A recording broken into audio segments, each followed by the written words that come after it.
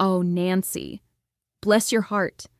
Now, I don't like to gossip, but when your elected representative has what can only be described as a full-blown meltdown in the cereal aisle, it becomes less about tea and more about public concern.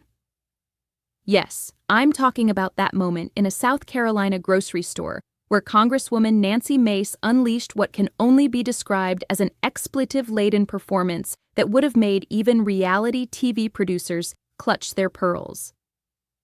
A man, calm, curious, and yes, very polite, simply asked if she would be holding any town halls. A reasonable question for someone who holds public office, wouldn't you say? But instead of a simple yes, no, or even check my website, Nancy served up a string of F-bombs that echoed down the frozen foods section like a fireworks finale on the 4th of July.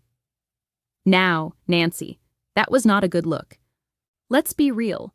You are an elected official, in public, in a grocery store, where children could have been, and probably were. Yet you acted like someone had just accused you of stealing the last bag of organic kale. There's a thing called decorum, and I recommend you Google it between Fox News appearances. Speaking of which, Nancy ran to Fox News faster than a coupon clipper on double discount day, and lied. Yes, I said it.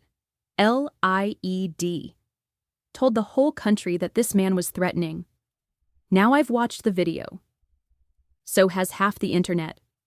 That man, he was not threatening. He wasn't even near her when she started yelling. At one point, he had literally walked away and turned a corner when Nancy, bless her again, demanded his name like she was auditioning for a reboot of Law and Order South Carolina. And what really baked the biscuits? The homophobic slurs and stereotypes thrown in for good measure. Y'all, we're in 2025. That kind of language isn't just unacceptable, it's harmful, immature, and yes, deeply unprofessional. In some circles, using that kind of language is seen as a sign of a very limited vocabulary. In others, it's a sign that maybe, just maybe, it's time for a little break. Now let me say this clearly and kindly. Nancy, if you're overwhelmed, if you're struggling, there is no shame in taking a mental health break. But something is off. Folks aren't just whispering anymore. They're downright worried. You've got good insurance. Use it. Talk to someone. Ask why you're imagining threats that didn't happen, and why a simple question about town halls sets off an unhinged reaction that ends with you yelling into the grocery void. We all saw the tape. We all heard the language. And we all felt secondhand embarrassment.